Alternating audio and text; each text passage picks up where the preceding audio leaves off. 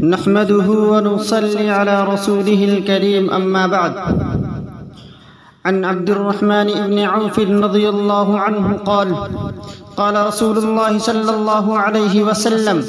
إذا صلت المرأة خمسها وصامت شهرها وحفظت فرجها وأطاعت زوجها قيل لها ادخل الجنة من أي أبواب الجنة شئت.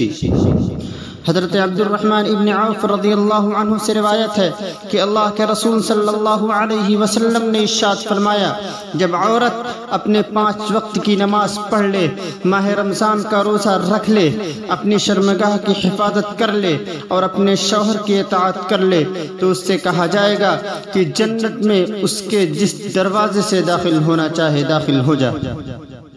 اس حدیث میں ایک مسلمان عورت کے لیے عظیم خوشخبری ہے، جس میں چند ایسے کام کا ذکر ہے جس کا کرنا مشکل اور زیادہ مشقت آمیز تو نہیں ہے، پھر بھی اس کے اہتمام پر ایک مومن عورت کے لیے یہ عظیم بشارت دی گئی ہے کہ وہ جنت کے جس دروازے سے چاہے داخل ہو جائے، اور وہ بھی بغیر کسی پیشگی عذاب کے، خواہ اس دروازے سے داخل ہونے والے لوگوں جیسے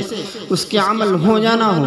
سبحان اللہ، یہ ایسی فضیلت کہ میری ناقص معلومات کی حد تک مردوں کو حاصل نہیں ہے۔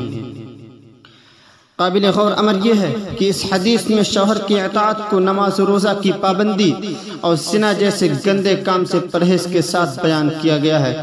جس سے جہاں ایک طرف عورت کے لیے یہ خوشخبری ہے کہ وہ اگر احکام و فرائض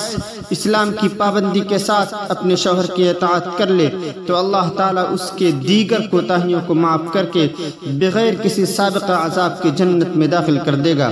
وہیں ان عورتوں کے لیے سخت تنبیہ ہے جو اپنی بدمزاجی اور ضدی پن کی وجہ سے شوہر کی ناراضگی کی پرواہ نہیں کرتی اور اپنی ہٹ دھرمی پر مصر رہتی ہیں، جس کی وجہ سے خانگی نظام تباہ و برباد ہو جاتا ہے۔